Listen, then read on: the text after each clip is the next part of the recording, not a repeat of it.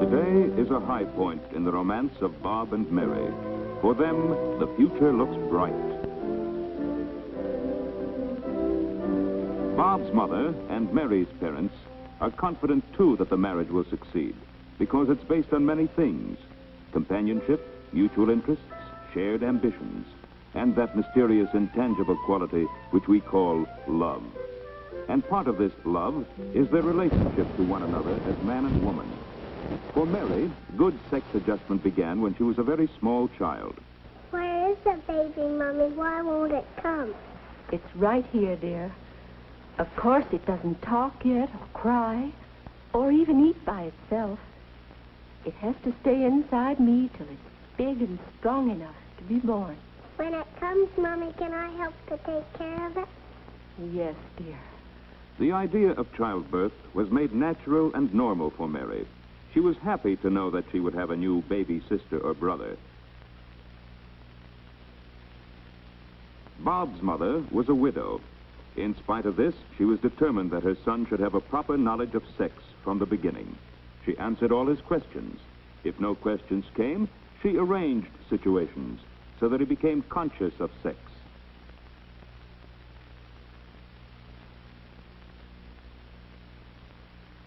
When he was little, Bob and his mother were always together, and they had a wonderful time.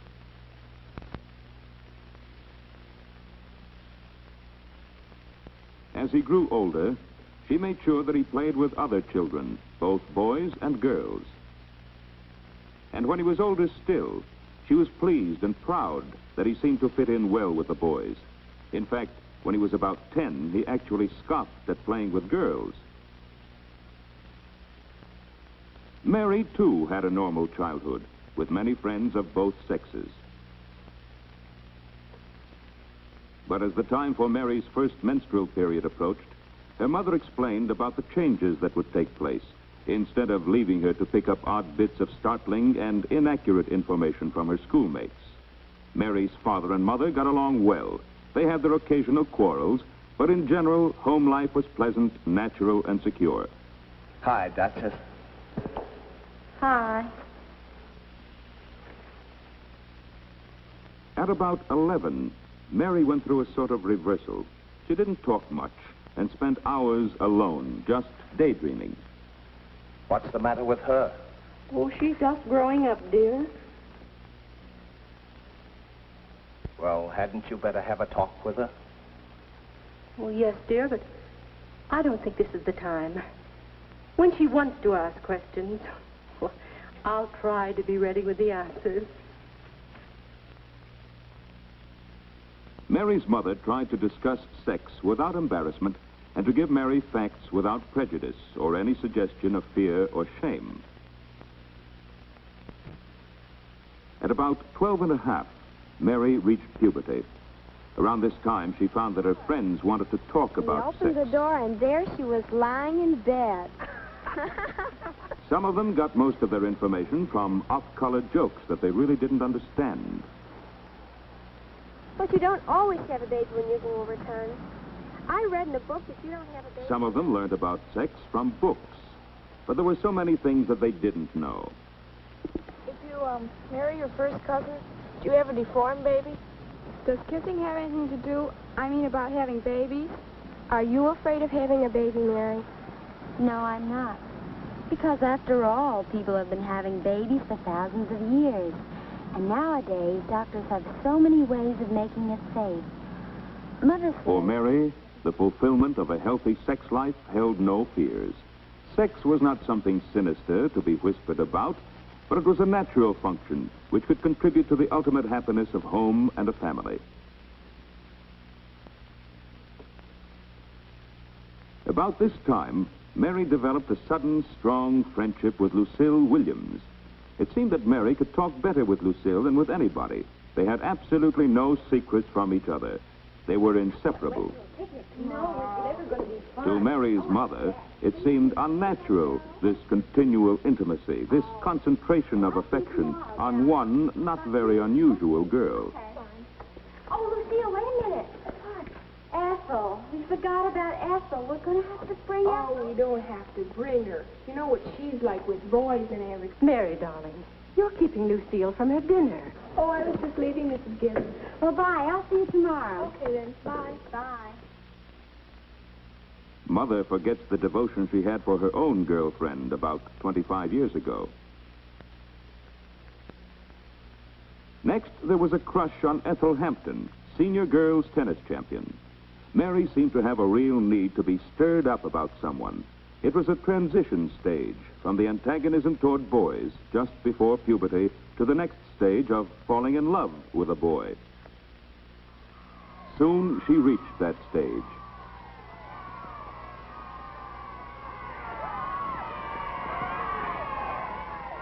Her next crush was on the captain of the school football team.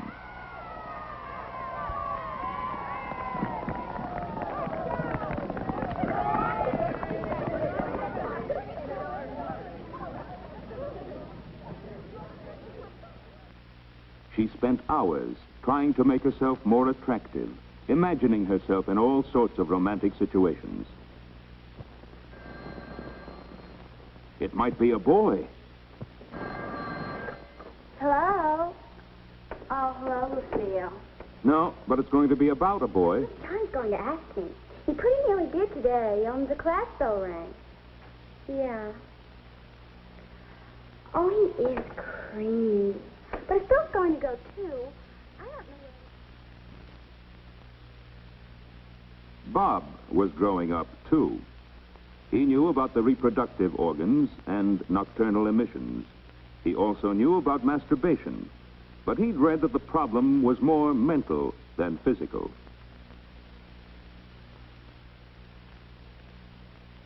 He knew that the healthiest life for him was to have plenty of exercise and fresh air.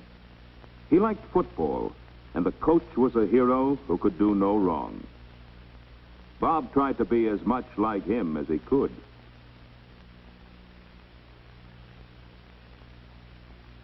His interests were mainly masculine, and his success at sports made him sure of himself. He could take girls in his stride, just as he did games. Until one day, when Bob was 16, it became apparent that his interest in girls was getting to be more than casual.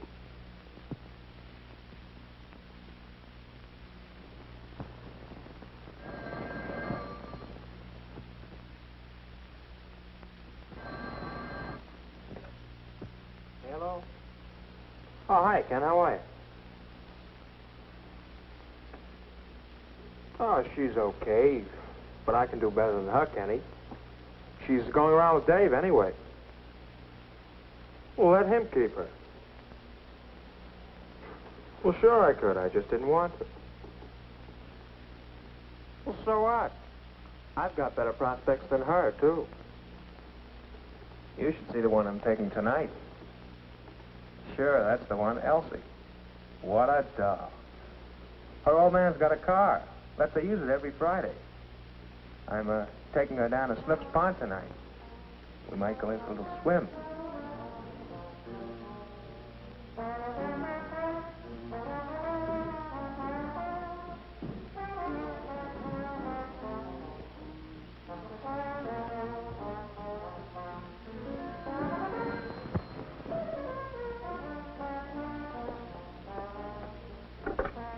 Hello? No, he isn't. Is this Betty? Oh, Jane. Well, no. I beg your pardon? Well, no, Hazel, he isn't in and... No, I don't know where he was going. He didn't say. Not to me, anyway. Girls, girls, girls, dates every night. She was worried. Perhaps his behavior was normal, but it was not to her liking. How could you get him more interested in his schoolwork? Mary and her gang were going through the hangout stage. They like to be in a crowd. When you're not sure how to act or what to say, you can hide your confusion in the general hubbub. A girl has to look as though she knew her way around, be more sophisticated than she really is. It was all new and exciting, and Mary was proud of her success. She wanted the others to see how popular she was. Hi, Mary. How about going to the dance with me Saturday night? Well, I'll think about it. Hey, wait a minute. What about me? You didn't ask me. Well, I was going to. But you didn't, though. Jim got there first. Okay, Jim. Good. See you around. A little popularity gives one self-confidence, which isn't a bad thing in moderation.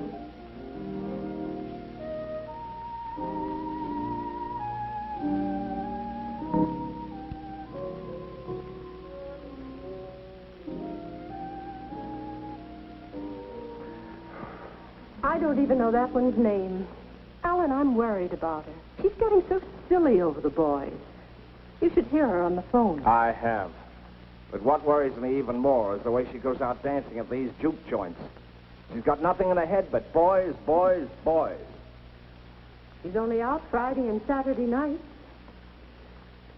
But I'm afraid she might make a little fool of herself. And I can't keep saying don't all the time. There's no use saying don't to Mary. It makes her worse. Isn't there any positive approach to this business of sex education? She knows the physical facts, but that alone doesn't give her a healthy attitude to boys. I'll have to talk more to her about how to have fun with them without being silly. Well, I guess she'll just have to learn by experience how to look after herself. And Mary was learning by experience. She acquired a lot of social skills and graces.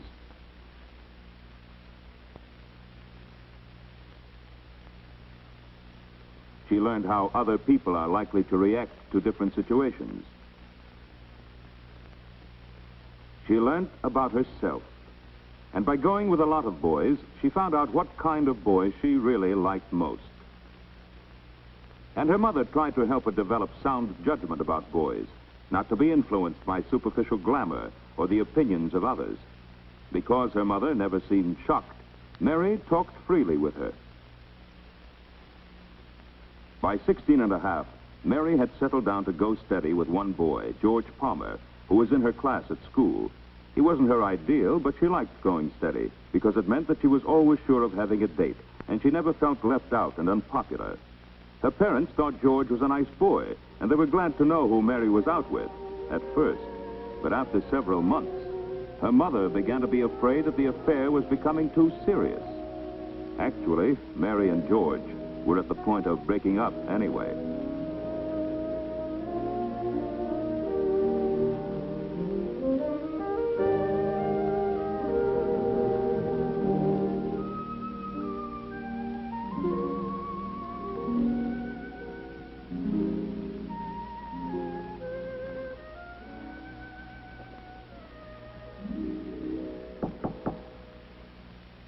Mary. Yes, Mother?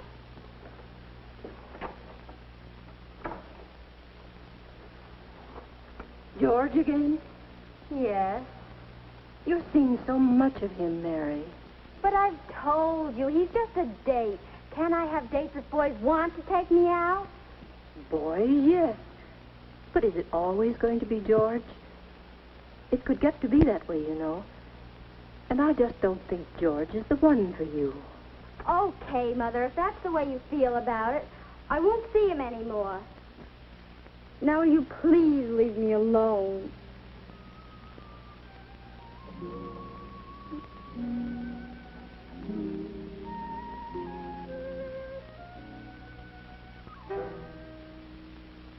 Bob's mother was having her troubles, too.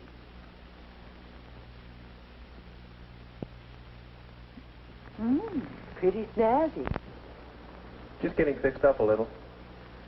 Who's the lucky girl tonight? Do I have to turn in a written report? Bob, I don't mean to be nosy, but if it's Marion again, she just isn't the kind of girl I like to have you going out with. Look, Mom, it's me that's going out with her, isn't it? And I think she's okay. Just because you're a bridge club and some of those other old dames run her down doesn't We're mean that... not all dames. I don't mean you. You know better than that. And we don't run her down.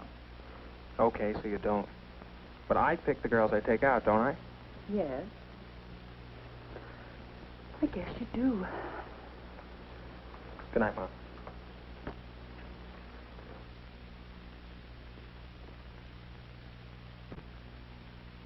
It seemed as though all the planning and guidance since he was a child had been a waste of time. Bob was going with a fast crowd, and like most teenagers, he wanted to be one of the gang, go as far or farther than anyone else did.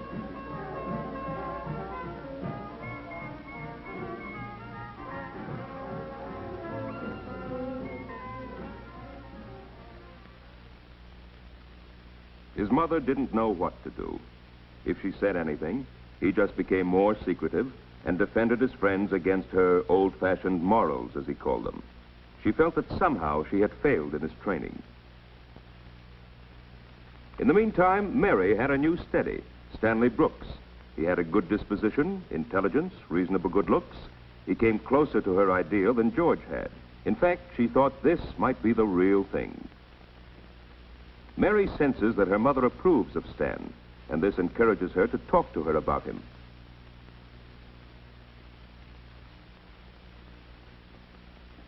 But not long after, Stan's family moved away. And that was that. When a girl loses a steady, it takes a little while to get back in circulation. But if you want to meet boys, you go where boys are. Mary had a cheerful disposition. She was intelligent, healthy, and attractive, and she had no trouble making friends. Jack Arnold was one of the gang she had known for years. He suddenly became interested, and interesting. It seemed for a while to be romance with a capital R.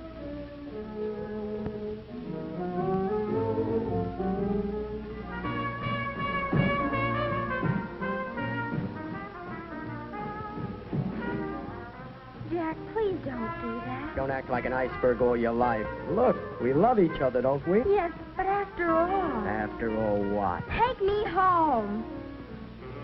Now Mary began to realize what her mother had meant all these years. Through her own experience, Mary was developing a sound ideal of what love should mean in her life. It was not what Jack offered.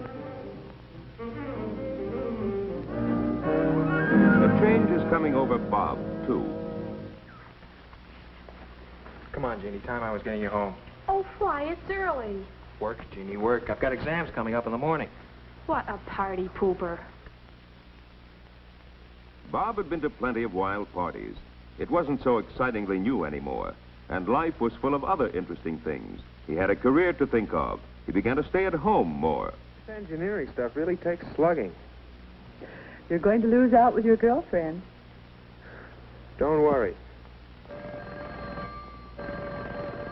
I won't. He still enjoyed parties. He still took out girls, a different one every week. But his perspective had changed. The desperate rush to find out all about sex was over. In his case, too, early training was taking on new meaning through personal experience. Mary had broken off with Jack, and by chance she turned up at the same party as Bob.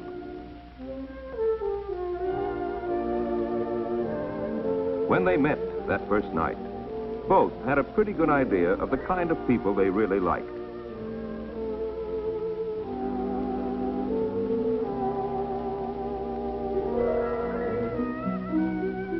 It didn't seem much different from other dates at first, but after a few weeks, both knew that it was different.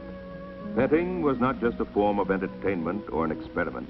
There was real affection and mutual respect. More and more, they found in each other the things they were looking for.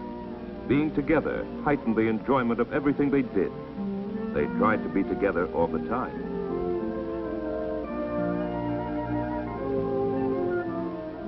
They had their quarrels, mostly over jealousy.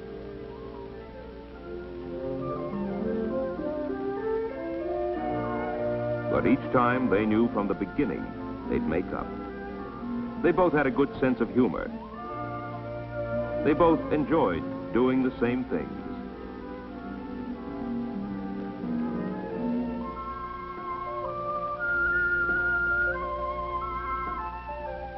because of similar family and educational background, they had much the same way of looking at things. They began to know that this time it was for keeps. They were so sure that their love was deep and spiritual that at times a marriage ceremony seemed to be just a formality. Love seemed to be all that really mattered. But each of them knew deep down that they wanted their marriage vows to have real meaning.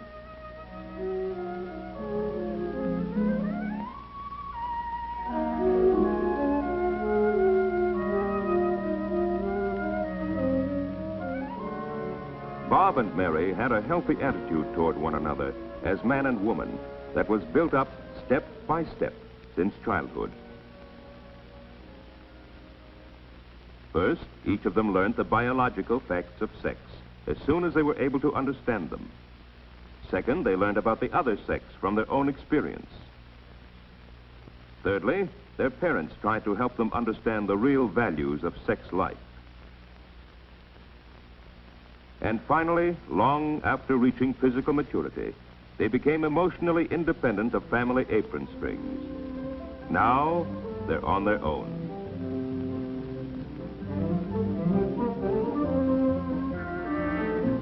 Do you believe their parents have done the best they could to help Mary and Bob make all these adjustments?